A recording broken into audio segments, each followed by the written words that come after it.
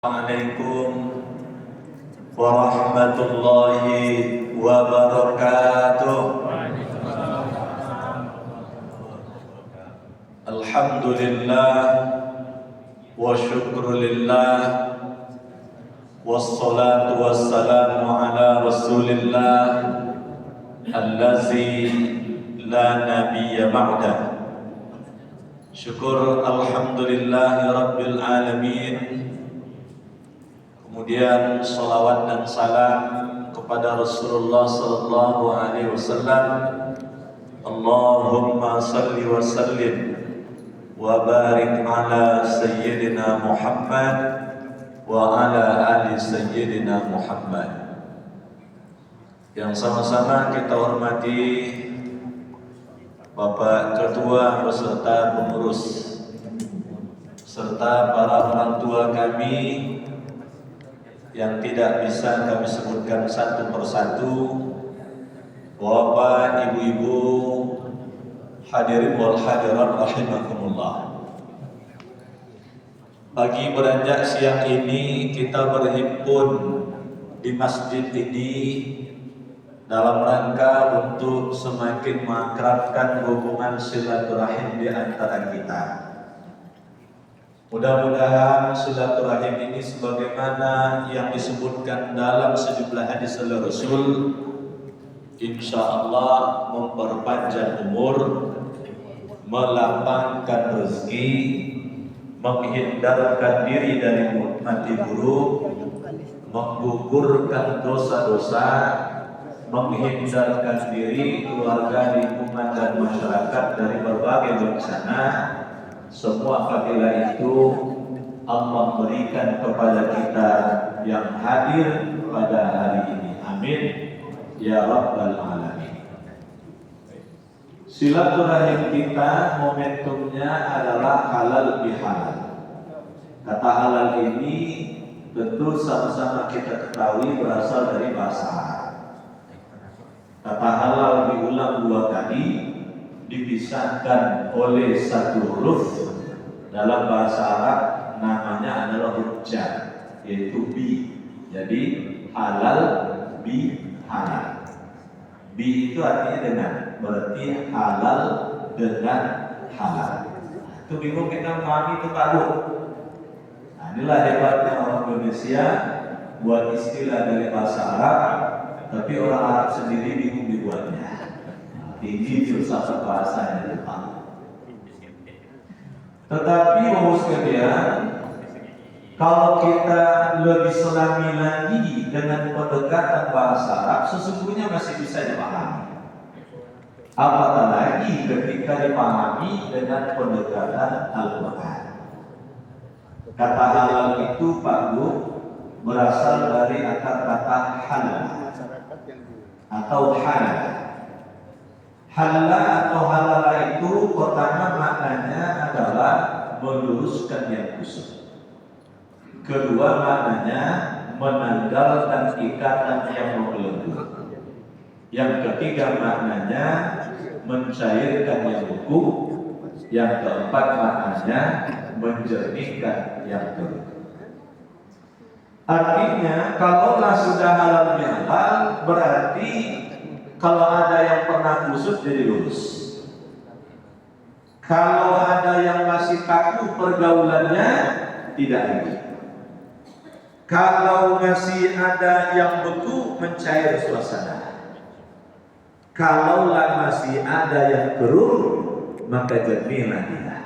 Tentu esensinya adalah silaturahim. Silaturahim yang semakin membaik. Kalau kita rujuk ke dalam Al-Quran, di dalam Al-Quran itu tidak kurang dari 6 kali Allah mengulang kata halal. 2 kali diantaranya konteksnya adalah kecaman terhadap orang yang menghalalkan yang haram, mengharamkan yang halal. Satu waktu Rasul itu Pak Bu diuji oleh istrinya. Jadi jangankan kita Pak Bu, jangankan kita Pak, Rasul saja pernah diuji oleh istrinya.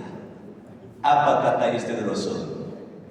Begitu Rasul mendekat ke istrinya, dikatakan oleh istrinya, bau madu mulutmu. Jadi seakan tak suka dengan bau madu dari mulut Rasul yang keluar. Padahal Rasul tak mendapatkan madu ketika itu. Tapi demi membahagiakan istrinya, begitulah hebatnya Rasulullah, yang kalau secara akal manusia mungkin tidak salah, tapi bagi Allah itu salah. Tapi salah belum sampai berdosa karena belum dilakukan. Rasul pun ketika itu mengatakan, mulai hari ini saya tidak akan makan madu lagi. Madu kan halal, seakan kemudian diharamkan oleh Rasul demi membahagiakan istrinya. Maka Bapak sekalian, turunlah teguran Allah Subhanahu wa taala terkait dengan persoalan tersebut. Sedangkan 4 kali lainnya kata halal itu terpencar dalam 4 ayat. Kulu mimma fil ardi halalan thayyibah. Fakulu mimma ghanimtum halalan thayyibah. Kulu mimma razaqakumullah halalan thayyibah wa kulu mimma razaqakumullah halalan thayyibah washkuru ni'matallahi 'alaihi.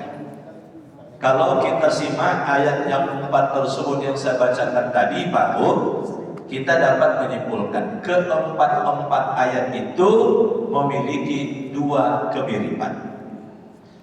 Kemiripan yang pertama, setiap sebelum penyebutan kata halal itu selalu diawali dengan kata kulu. Kata kulu ini terambil dari akar kata akala. Dia bisa maknanya makan, bisa maknanya menggunakan, bisa maknanya adalah segala aktivitas. Contoh, wala ta'kulu mimma lam yuzkar ismullahi alaihi. Selalu ayat ini terjemahkan, janganlah kalian memakan dari apa yang tidak disebutkan nama Allah padanya. Terjemahan tidak salah baru, tapi kalau begitu memahami ayat ini akan sempit jadinya.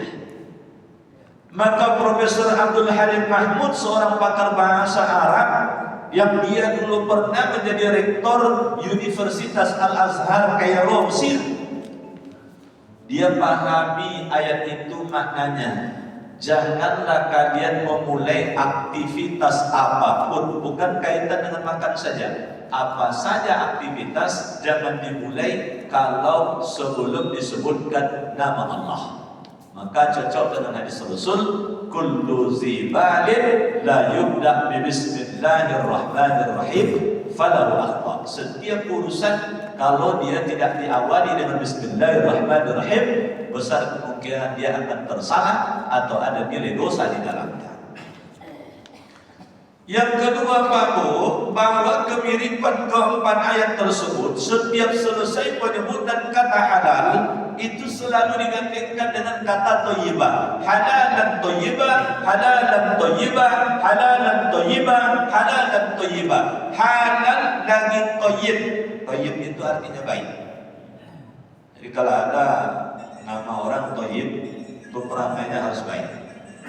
Jadi kalau ada nama orang thayyib, perangai tak baik, nah itu salah nama tuh Pak. Kok kadang-kala nama bang thayyib, tapi 3 kali puasa, 3 kali lebaran tak pulang-pulang. Itulah salah lagu itu Pak. Yang tak saudara yang menyanyikan itu perempuan bulan. Masa abangnya abang thayyib, abang yang baik, 3 kali puasa, 3 kali lebaran, tak pulang-pulang sambil melagu itu, ini olah-olah ada Bapak.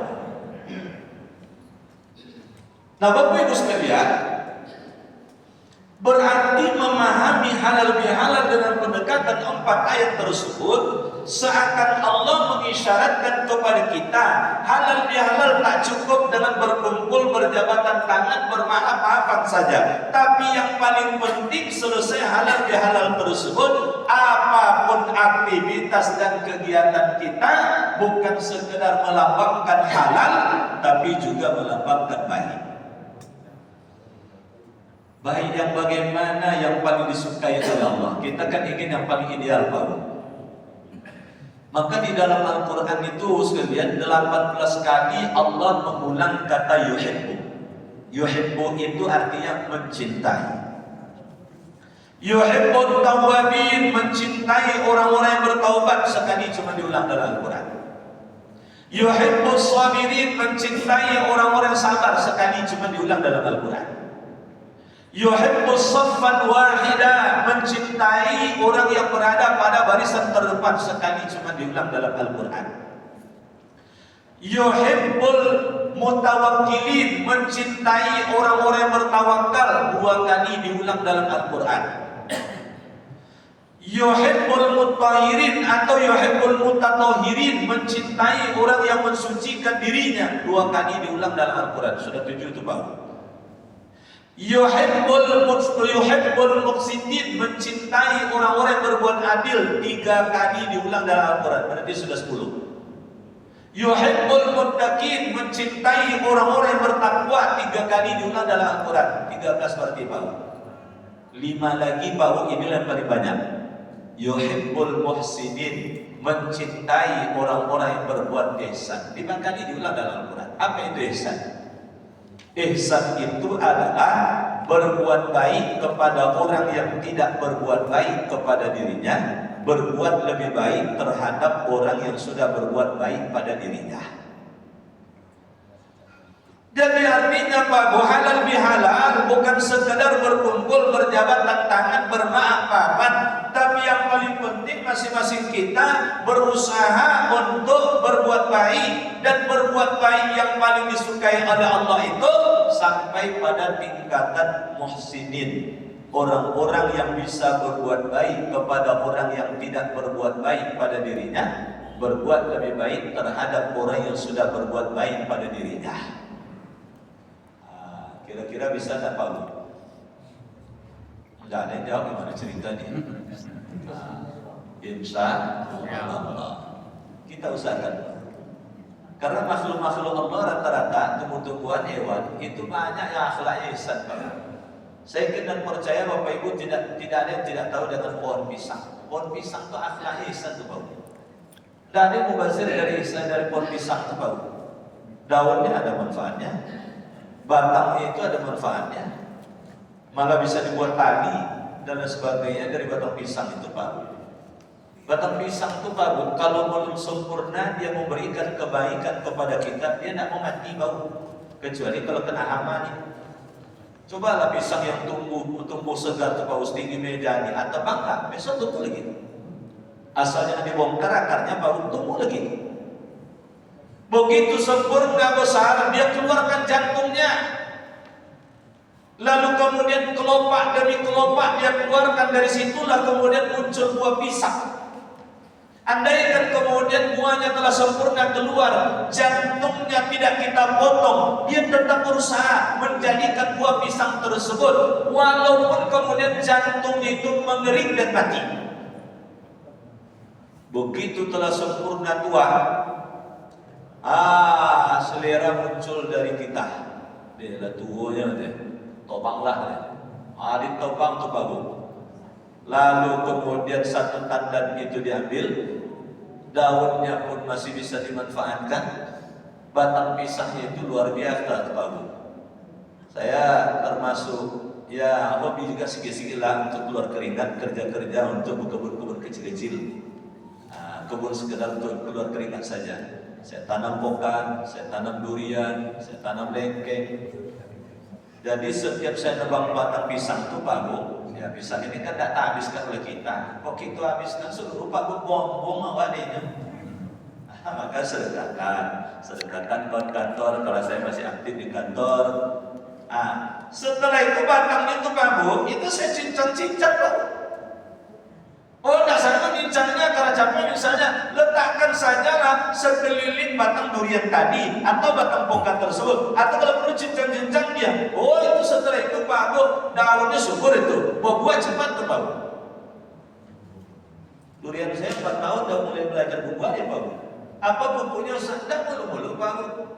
Batang pisang itu saya cincang, kalau terlalu banyak batang pisang itu Pak Bu kan tidak bagus pula buahnya. Saya kurangi, saya cincang-cincang letak aja di situ, buah dia. Jadi kalau kita lihat Pak Bu sekalian, pisang saja bisa berlaku ihsan seperti itu, masa kita khalifahnya pisang? Kan kita ini dalam bahasa bahwasanya khalifatullah fil ard, kan begitu kata Allah. Wa iz qala rabbuka lil malaikati inni ja'ilun fil ardi khalifah. Dan ingatlah ketika Tuhan engkau berkata pada seluruh manusia, sesungguhnya aku akan menjadikan khalifah di permukaan bumi. Apa makna khalifah di situ? Bukan maknanya sebatas pemimpin, tapi maknanya adalah pemelihara. Asal memelihara pisang, memelihara tumbuh-tumbuhan, memelihara hewan yang kita pimpin saja bisa berakhlak ihsan, kita tidak bisa. Maka oleh sebab itu Al-Quran membimbing kita bagaimana caranya agar kita bisa berakhlak ihsan. Maka di dalam surat Ali Imran ayat 134 Allah ajarkan kepada kita, apa kata Allah? Alladzina yunfiquna fis sarra'i wad dharra'i wal kazimina al-ghaiza wal 'afina 'anil nas wallahu yuhibbul muhsinin. Ujungnya itu Pak Bu, Allah mencintai orang-orang yang berbuat ihsan. Bagaimana supaya bisa sampai akhlak kita pada tingkatan ihsan tersebut, tingkatan akhlak tertinggi? Maka diawali dengan alladzina yunfiquna fis sarra'i wad dharra. Mampu kita membelanjakan harta di jalan Allah dalam keadaan lapang ataupun dalam keadaan sempit. Membelanjakan harta jalan Allah itu Pak Bu, setidaknya ada 4 yang harus kita perhatikan. Yang pertama hukumnya wajib, yaitu zakat. Oh, kalau kita tidak memiliki kekayaan yang banyak lagi, minimal zakat jiwa, namanya zakat fitrah. Yang kedua ada namanya infak, yang ketiga ada namanya sedekah, yang keempat ada namanya wakaf. Beda antara orang kaya dengan tidak kaya hanya zakat baru. Sedangkan wakaf, infak, sedekah, semua kita harus berupaya menjalankannya. Karena istilah-istilah tersebut memiliki konotasi yang berbeda antara satu dengan yang lain. Infak itu tanda kita mensyukuri nikmat rezeki. Jadi kalau ada orang mengatakan, Ustaz saya tidak ada rezeki saya lagi Ustaz, berarti lah mati ya coba. Nah, setiap orang hidup pasti ada rezeki. Ini contoh macam ini Pak, dia rezeki ini Pak. Kita bisa hadir berkumpul di sini, rezeki ini Pak. Kan tidak semua pensiunan dari Kementerian Perhubungan, kalau sekarang dinas Pak ya, dinas perhubungan, kan tidak semua yang sudah pensiun bisa datang Pak. Tapi di antara semua yang sudah pensiun tersebut, kita bisa hadir di sini Bu sekalian, bisa nyaman kita duduk di masjid, lalu kemudian nyaman kita mendengarkan pesan-pesan mulai dari Pak Ketua sampai ke penasehat, lalu kemudian ada pesan dari Ustaz misalnya, itu rezeki itu Pak. Rezeki itu Pak. Jadi rezeki itu jangan dihitung dengan uang saja. Kondisi sekarang misalnya, kalau sekiranya Bapak Ibu tidak ada pantang makan, pantang tigonya, pantang nampak, pantang tergeletak, pantang di basuhan. Oh itu rezeki luar biasa itu. Oh tidur tidak susah, asal tersandar punggung atau teloloknya. Ustaz sedang ceramah pun teloloknya misalnya. Itu rezeki luar biasa itu Bapak. Tidak payah. Orang Jepang itu Bapak saking sengitnya persaingan hidup mereka, kadang untuk tidur pakai obat. Tiba di orang Indonesia tidak payah, ada copeknya datang hari Jumat, dengar khutbah Jumat, cari hati yang agak loyo-loyo sedikit. Assalamualaikum. Itulah teluruk seorang itu Pak. Terus seperti itu Pak. Bapak Ibu sekalian. Nah karena itu sekalian, berinfak itu ketika memang ada materi yang kita miliki, Bapak Ibu sekalian, dengan materi. Ketika tidak ada, apa yang bisa kita buat? Itu yang saya contohkan tadi, buah-buahan di dekat di rumah kita misalnya, bawa sedekah. Itu infak atau Bapak? Infak itu adalah mendermakan harta atau bagian dari rezeki secara spontanitas ketika mendapatkan rezeki. Itu infak atau Bapak? Ibu-ibu terima arisan misalnya, langsung keluarkan, itu infak namanya itu. Terima pensiunan, begitu keluar langsung dikeluarkan. Keluar pensiun tadi, terima pensiunan tersebut langsung dikeluarkan. Itu infak nama Bapak sekalian, spontanitas. Yang kedua Bapak, ada namanya sedekah. Sedekah itu adalah tanda kita mensyukuri nikmat hidup, nikmat sehat. Kata Rasul dalam hadisnya, setiap bangun dari tidur ada 360 persediaan tubuh diaktifkan oleh Allah. Masing-masing persediaan tubuh tersebut menuntut adanya sedekah. Maka sedekah yang terbaik itu kata para ulama adalah subuh. Nah, jadi kalau berangkat ke masjid sholat berjamaah subuh misalnya, bawalah duit baru. Biarlah banyak, yang penting ikhlas daripada sedikit tapi tak ikhlas. Jangan dibalik kamu. Kalau dibalik, kamu mencari tukar 2.000 tadi, musuh di sana. Kalau yang sedikit itu pasti ikhlas terbawa. Masa 1.000 tak boleh ikhlas. Tapi kalau pensiunan perhubungan, tak ada yang 1.000 2.000 tak ada. Pensiunan perhubungan itu duitnya masih banyak. Kalau ibaratnya orang, kalau sekarang saya tidak tahu. Kalau dulu jadi favorit tuh Kementerian Perhubungan itu, dinas perhubungan itu jadi favorit tuh. Stylenya beda sedikit. Apalagi kalau dibandingkan Kementerian Agama agak beda sedikit. Kalau Pak Marwan Abbas, beliau orang tua saya ini. Ayah saya sama PGA dengan beliau. Tapi ayah saya di Kementerian Agama tentu beda stylenya. Kementerian Agama itu Pak Bu, simbol lambangnya bagus sekali, ikhlas beramal. Jadi apapun yang diakui oleh negara untuk Kementerian Agama itu ikhlas jalan demo. Saya kemarin Pak Bu mengunjungi hari Kamis kemarin, saya mengunjungi 2 kantor KUA. 2 kantor KUA, yang satu di Batin Sorapan. Tahun ini akan kita bangun bangunan permanennya, kantor SBS, bangunan SBSN-nya. Itu nengok bangunan Pak Boloteng lah bolong-bolong. Sampai pula saya ke Bagat Batu, peristiwa nikahnya di Rohil paling banyak. Pegawainya 20 orang, kantornya itu 7 kali 13, di situ seluruhnya baru. Jadi bapak sekalian, ada yang 3.000, saya sampai situ mendadak saya di luar kantor dibentangkannya tikar, di situ dia sambil laptop. Atapnya langit, lantainya itu lantai semen biasa.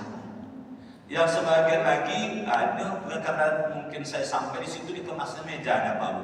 Meja kerjanya itu di bawah batang matoa. Pakai baju korpri pula lagi itu. Kalau sempat nampak oleh masyarakat, tengok tuh mubazir negara tuh mengaji itu katanya. Nak boleh kerujung di bawah batang matoa Bapak sekalian. Penyuluh-penyuluh itu. Sehingga akhirnya ya walaupun seadanya tahun ini kita bangun tuh, kita rehab kantor tuh, tambah ruangan belakang sehingga bisa masuklah kantor seluruhnya. Madu awal.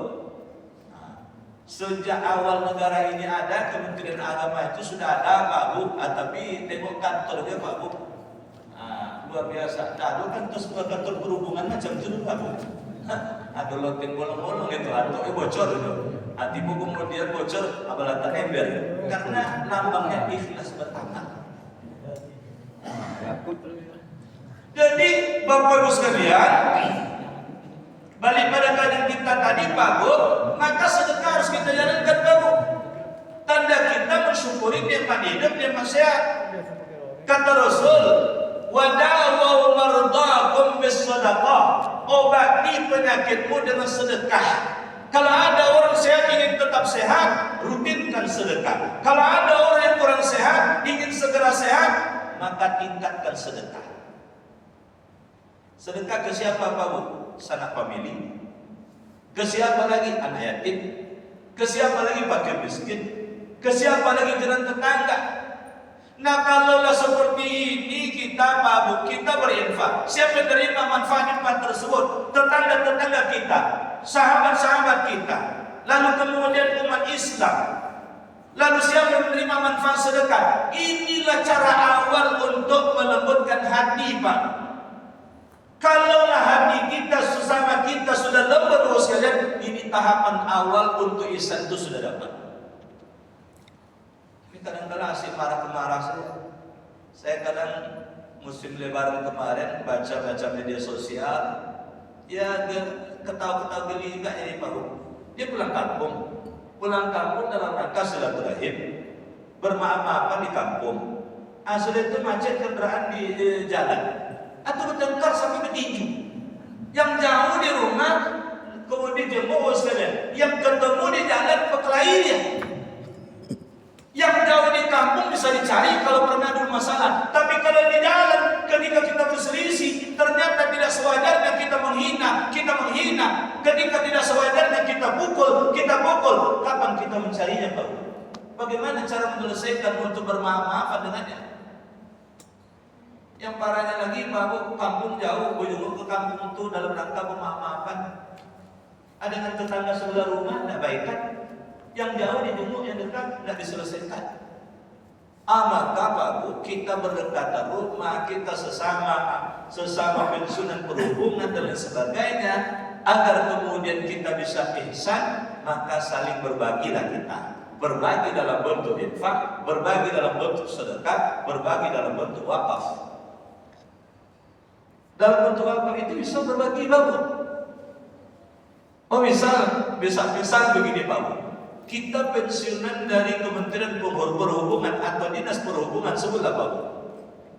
Lalu kemudian supaya 20, 30, 40 tahun yang akan datang, atau mungkin ratusan tahun yang akan datang, agar organisasi kita ini tetap berjalan, agar kemudian bahkan anak keturunan kita nanti kesejahteraannya masih terperhatikan, itu wakaf jalan keluar itu, Pak Bu.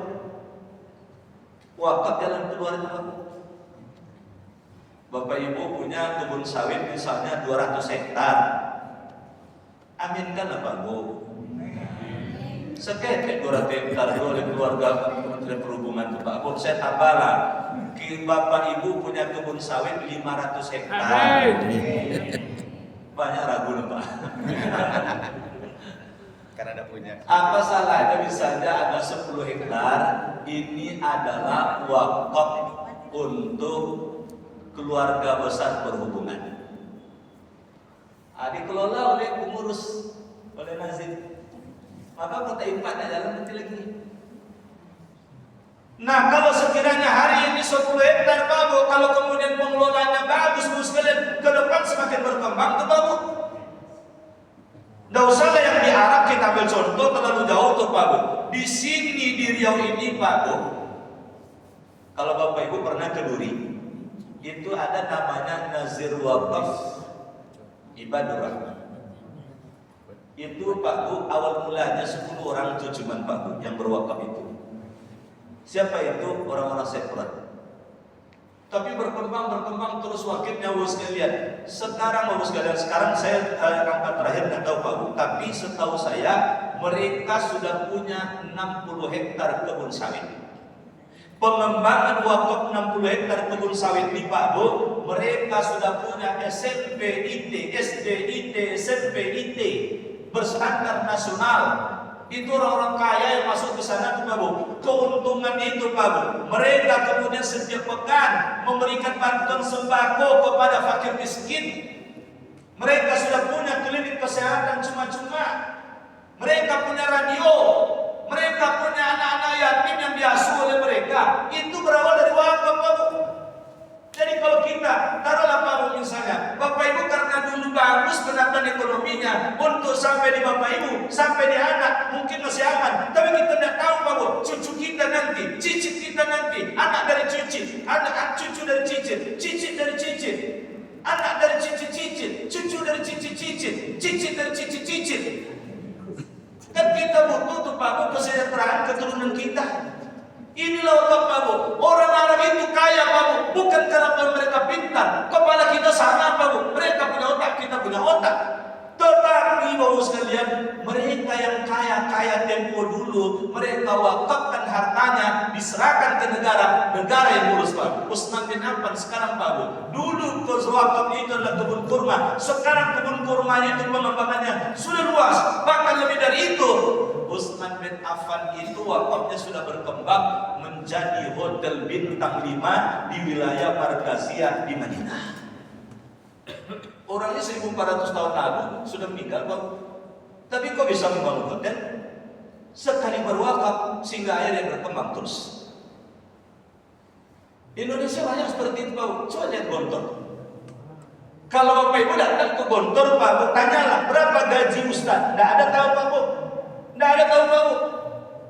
Tapi pengembangan wakaf tersebut, guru-guru yang tersejahterakan Masing-masing guru di dalam pondok tersebut diberikan usaha. Ada yang usaha kantin, ada usaha laundry, dan lain sebagainya. Sekalian, itu semua berangkat dari wakaf.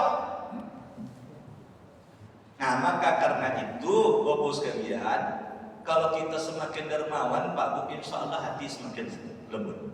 Tapi kalau semakin berharta, semakin pelit, itu setiap orang dianggap enteng saja, Pak Bu. Jadi, mohon maaf sekalian, kalaulah kita sudah sering menyepelekan orang, menganggap enteng orang, sehingga kemudian menyapa orang tak mau, bergaul dekat dengan orang tak bisa, kaku pergaulannya sekalian, mudah mengeluarkan kalimat-kalimat yang menghinakan orang, boleh jadi satu penyebabnya mungkin kita kurang sedekah, kurang infak, kurang wakaf di antara sesama. Padahal itu adalah langkah awal untuk melembutkan hati. Yang kedua, wal kaziminal ghaiz, menahan marah.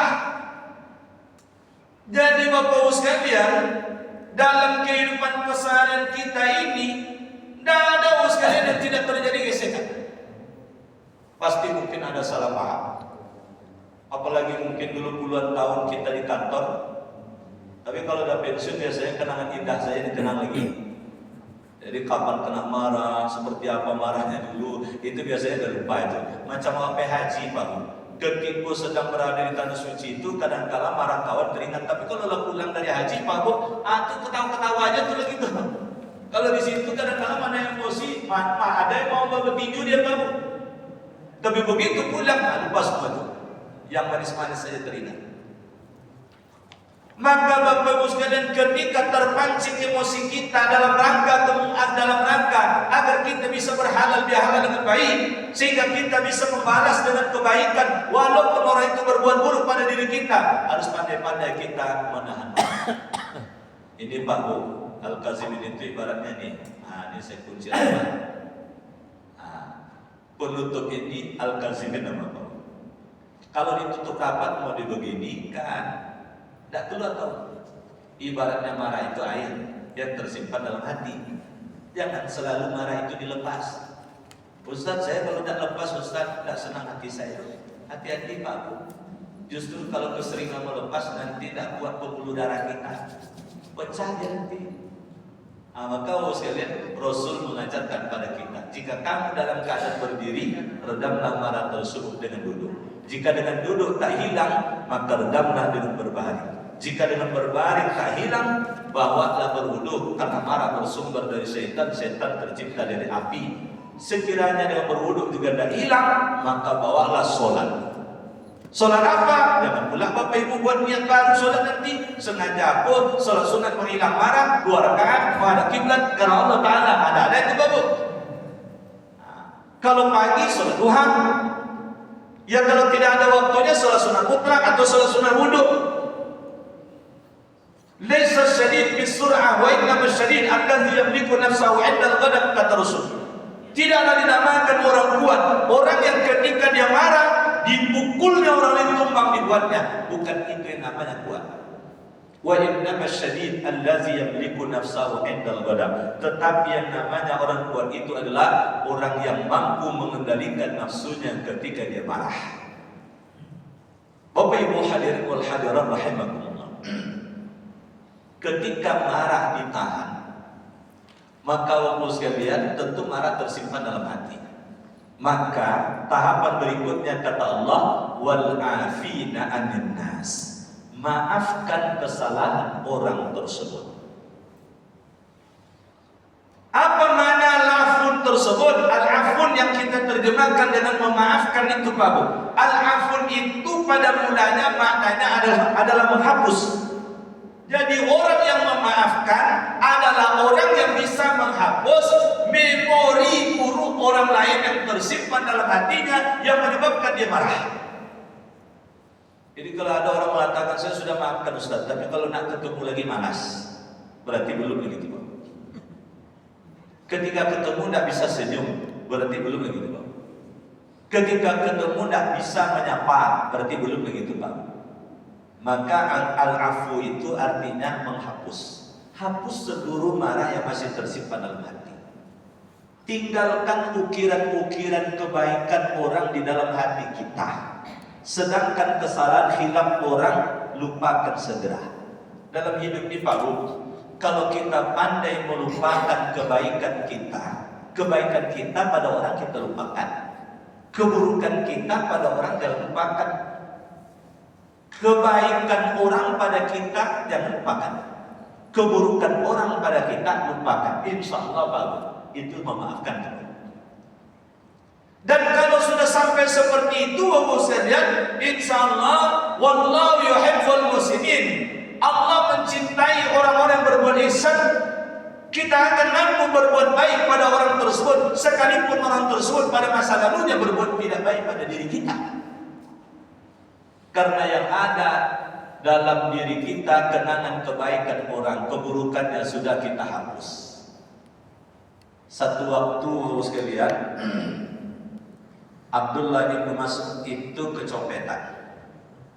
Karena ada salah di Pak, kecopetan dia.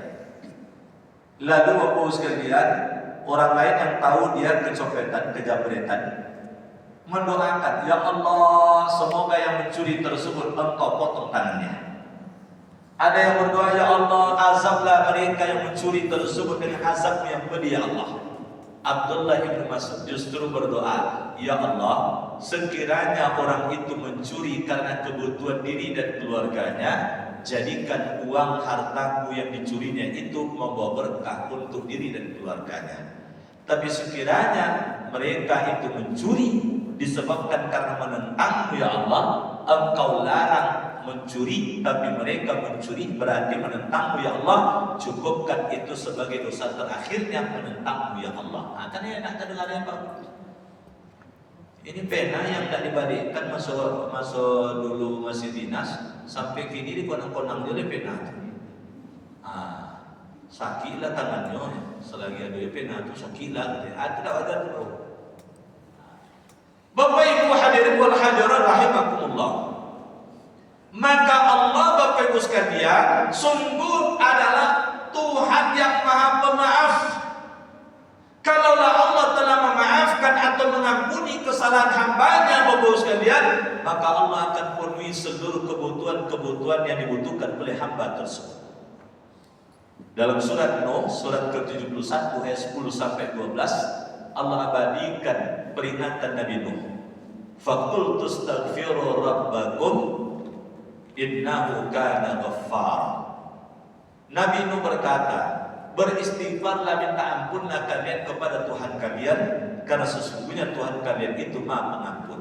Kalau sudah diampuni oleh Allah, apa kemudian yang akan Allah berikan? Lanjutan ayat tersebut, yursilis samaa'a 'alaikum midrara wa yumdidkum bi amwalin wa banin wa yaj'al lakum jannat wa yaj'al lakum anhara.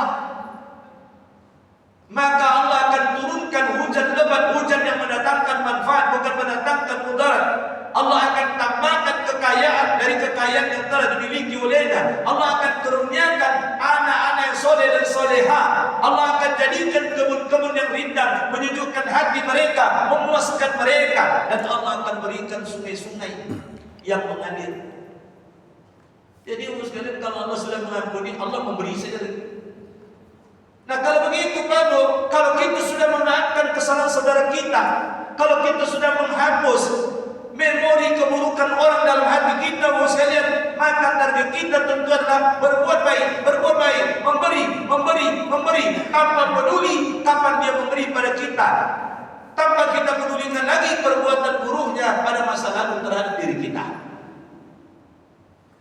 Jadi kalau ada orang berbuat ihsan itu bagus. Hari ini dia ngopi sarapan dengan kawannya, dia yang terakhir. Besok ketemu lagi, dia juga terakhir. Besok ketemu lagi, dia juga terakhir. Insya Allah bertahan tuh Pak. Tapi kalau pabrik Pak Bu, atau lah pada sinder tuh lain. Oh sana, kalau 3 kali deh. Masa 3-0 awas sama pensiun awas sama pensiun. Jadi terus ya, kalau orang berbuat ihsan itu Pak Bu, wah cepat dia Bu. Saya ada kawan saya Pak Bu, mungkin Bapak Ibu mungkin banyak yang lebih dermawan dari beliau, tapi saya nampak itu Pak. 10 hari kami diklat calon petugas haji tahun 2022. Bapak Ibu sekalian, pokok kalau udah duduk dia, seluruh orang di kantin itu duduk, dia bayar. Disampaikan itu orang kantin itu, dia minta, saya bayar. Sudah 5 hari berjalan, Pak, saya dekati apa itu, Bang, kata saya. Banyak dia Bang Amigo deh. Ada 20 juta kan dia ambil nih Ustaz. Duitnya dah banyak, masih ada 20 juta kan dihabiskan ini. Kayu Abang, aku ledakan kayu, dapat jatuh kayu. Oh rupanya dia dapat jatuh kayu, dapat jatuh kayu dia. Jadi baru, jadi janda kaya itu Pak Bung Haji sekaligus peringatan untuk kita nih untuk bapak-bapak ini. Dulu suaminya itu rajin kerja Pak. Berkebun sampai 50 hektar kebun sawit. Investasi buat aset. Sampai 28 pintu rumah kosnya, rumah sewanya. Begitu sudah kaya, tak lama sudah tuh meninggal. Yang jatuh tadi oleh tuh modalnya. Kau neliri dia bangko, langsung dapat tahu. Untunglah suami barunya ini suka sedekah aku. Jadi sekali saya diundangnya ke rumahnya, selesai ceramah, hati-hati nih Ustaz hitung kos tuh. Yang paling ujung nomor berapa tuh ya? 28 Bang. Satu pintu 1.500.000. Kaki 28. Nah dia kosong tuh saja. 50 hektar rumah sawit tuh. Kan dia pun dia biti boleh. Ancam bersedekah deh. Jadi kalau sempat suaminya dulu pelit bersedekah, Pak, tentu di dalam kubur lagi kok ya Pak. Awak yang punya kebun sawit, awak yang punya rumah kos, apa dia pajak kau yang dapat pahala? Jadi itu saya lihat. Dermawannya Pak, apakah berkurang kekayaan itu? Alhamdulillah asetnya berkembang terus, walaupun dia dapat dana kaya cerita di Pak. Tapi semasa dia mengelola itu semua makin berkembang. Di masjid itu Pak, dia ketua pengurus masjid, dibuatnya CCTV. Dipantaunya sebulan, siapa yang rutin sholat subuh berjamaah. Setelah sebulan Pak, seluruh yang rutin sholat berjamaah itu, yang bapak-bapak dibelikan jubah ke Bandung olehnya. Yang ibu-ibu dibelikan pula mukena atau pakaian seragam. Terakhir saya ke sana Pak Bu, sudah 5 pakaian seragam dari jemaah masjid tersebut. Tinggal 2 lagi Pak Bu, kalau 2 itu udah lengkap hari itu. Jadi begitu ada acara-acara, pakai pakaian seragam lah. Mana yang tidak pakai pakaian seragam, berarti sesekali datang ke masjid ini. Asal menang dia proyek Pak Bu, tuh udah muncul pakaian seragam. Jubah bagus pula lagi. Oh siapakah orang tersebut? Apakah orang itu memberi padanya atau tidak? Sekali dia tidak peduli. Yang penting dia traktir. Nah, sedekah. Begitulah orang ihsan. Dia tetap akan konsisten berbuat baik sekalipun orang itu tidak pernah membalas kebaikannya. Karena yang dia kejar bukan balasan dari orang tersebut, yang dia kejar adalah keampunan dari Allah Subhanahu wa taala. Yang dia kejar adalah ganjaran dan pahala dari Allah Subhanahu wa taala. Maka satu waktu sekalian, Abu Bakar As-Siddiq itu dia punya saudara sepupu namanya Mistah. Mistah ini Pak Bu punya anak.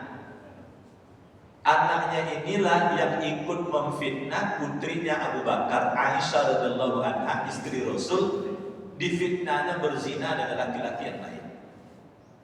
Tahu oleh Abu Bakar Pak Bu, tukang fitnah itu adalah anaknya Mistah.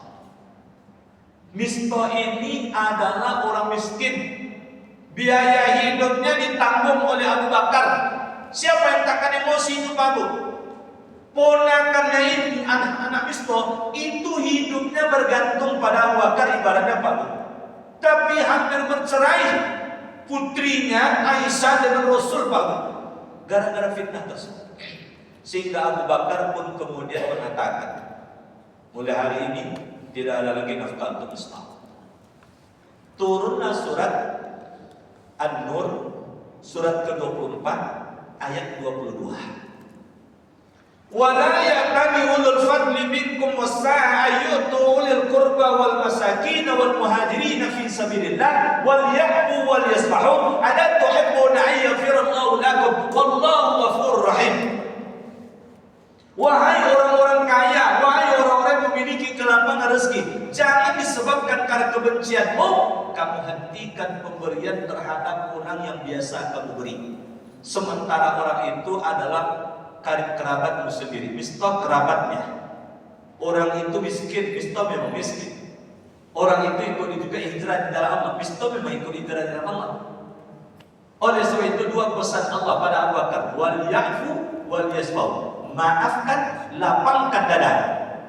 Ujungnya itu bahwa ada yang kita pegang itu yang saya maksudkan tadi. Ada tuhibbuna an yaghfirallahu lakum wallahu ghafurur rahim. Tidakkah kamu menginginkan keampunan dari Allah sementara Allah itu Maha Pengampun lagi Maha Penyayang? Artinya apa, Bu? Seakan Allah mengingatkan, "Hei Abu Bakar, kamu berbuat baik pada Mistah bukan mengharapkan balasan, tapi dengan kebaikan engkau tersebut engkau berharap keampunan dari Allah. Karena di akhirat nanti baru tidak mungkin kita masuk surga kalau dosa-dosa kita tidak diampuni oleh Allah." Jadi setiap kita berbuat baik pada orang jangan kaji-kaji. Orang itu membalas atau tidak? Orang itu terima kasih atau tidak? Yang kita harapkan dengan seperti itu dosa kita digugurkan, kita diampuni oleh Allah Subhanahu wa taala. Sehingga kalaulah seperti itu, insya Allah kita tidak akan berhenti berbuat baik. Inilah puncak dari halal bihalal itu sekalian. Kita bisa berbuat baik setelah halal bihalal kepada siapa saja, termasuk kepada orang yang sekalipun tidak berbuat baik pada diri kita. Maka Rasul pun mengatakan dalam hadisnya, yang namanya silaturahim itu bukanlah membalas kunjungan orang yang berkunjung pada kita, bukanlah membalas pemberian dari orang yang memberi pada kita, karena itu lumrah babu. Tapi yang namanya silaturahim itu adalah berkunjung kepada orang yang tidak mau berkunjung pada kita, memberi kepada orang yang tidak mau memberi kepada kita. Mudah-mudahan sedikit tausiah ini dapat mengingatkan diri saya dan kita semua. Semoga dapat kita amalkan dan semoga kita betul-betul bisa berhalal bihalal. Amin ya rabbal alamin. Kita tutup dengan mengaminkan doa. Kita awali dengan istighfar 3 kali. Astaghfirullahaladzim, astaghfirullahaladzim, astaghfirullahaladzim allazi la ilaha illa huwal hayyul qayyum wa atubu ilaih. A'udzu billahi minasy syaithanir rajim. Bismillahirrahmanirrahim. Alhamdulillahi rabbil alamin. Wassalatu wassalamu ala asyrafil anbiya'i wal mursalin wa ala alihi wa ashabihi ajma'in.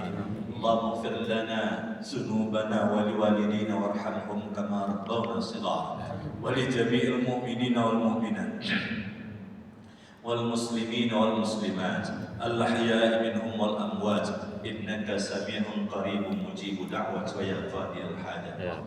Ya Allah, Tuhan yang Maha Pengampun, ampunilah dosa kami, ampunilah dosa kedua orang tua kami. Sayangilah mereka sebagaimana mereka telah menyayangi kami manakala kami masih kecil. Ampunilah dosa seluruh hamba-Mu yang senantiasa menghambakan diri kepadamu, ya Allah.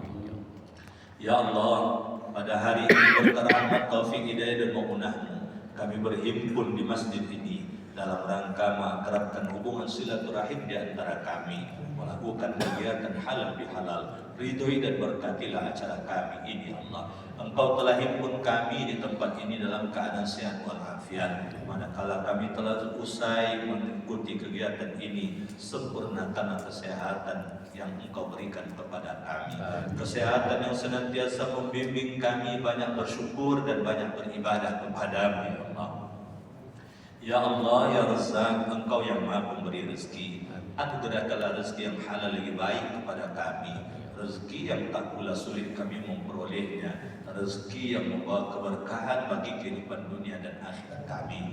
Ya Allah, berikanlah kecerdasan kepada kami, kecerdasan intelektual, kecerdasan emosional, kecerdasan spiritual, sehingga tampak jelas oleh kami yang benar itu adalah benar. Beri kemampuan kepada kami untuk menjalankannya, sehingga tampak pula dengan jelas oleh kami yang batil itu adalah batil. Beri kemampuan kepada kami untuk menjauhkannya. Ya Allah, Anugerahkan cinta kasih ke dalam hati kami, sehingga kami dapat mencurahkan kasih sayang di antara kami, agar silaturahmi kami terjalin dengan baik. Jauhkanlah kami dari kesalahpahaman, jauhkan kami dari perselisihan yang akan mengundang murka ya mujibas sa'ilin. Rabbana atina fid dunya hasanah wa fil akhirati hasanah wa qina azabannar wa adkhilnal jannata ma'al abrar ya aziz ya ghaffar ya rabbal alamin. Subhana rabbika rabbil izzati amma yasifun wa salamun alal mursalin walhamdulillahi rabbil alamin. Taqabbalallahu minkum taqabbal ya karim. Assalamualaikum warahmatullahi wabarakatuh. Waalaikumsalam.